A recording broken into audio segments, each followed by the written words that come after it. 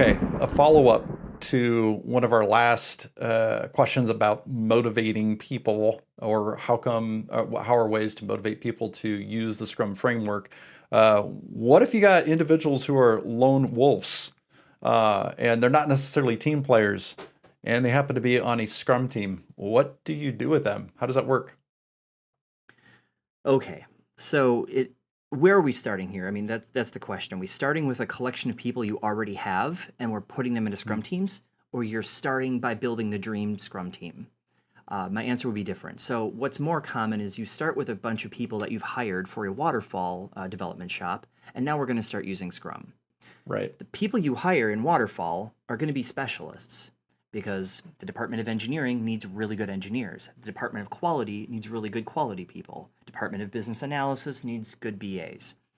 And a lot of times these people are thinking about their job, about their output. And when they're done, they ship it down the line or they throw it over the wall.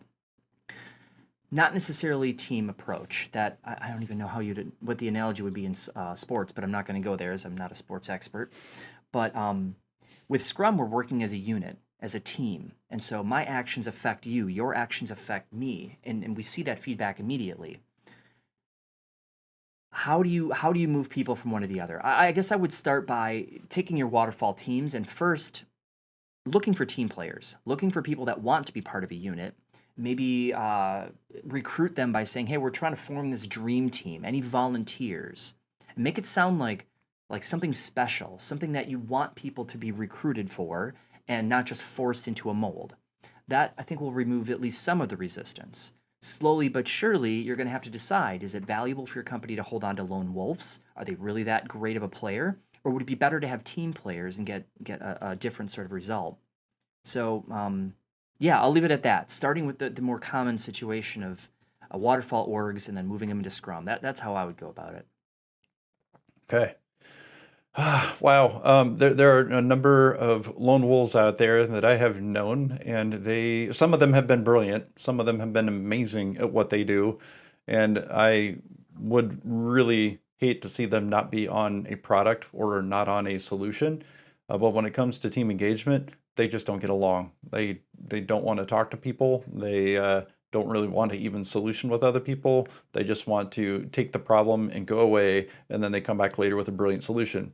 Again, speaking with a lone wolf where they have a lot of talent, and you can see legitimately their potential for adding additional value.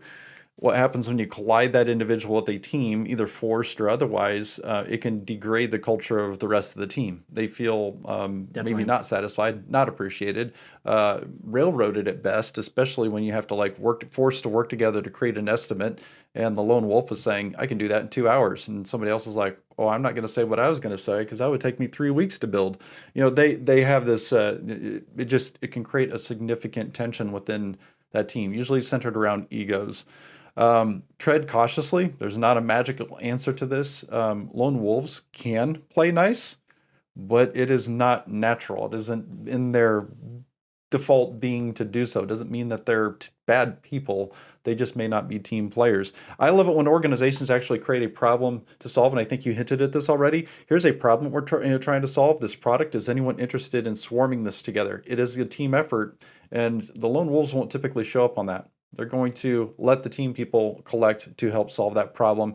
And now you've got some self-management, teams organized around solutions instead of trying to find products that fit within your existing people, something like that.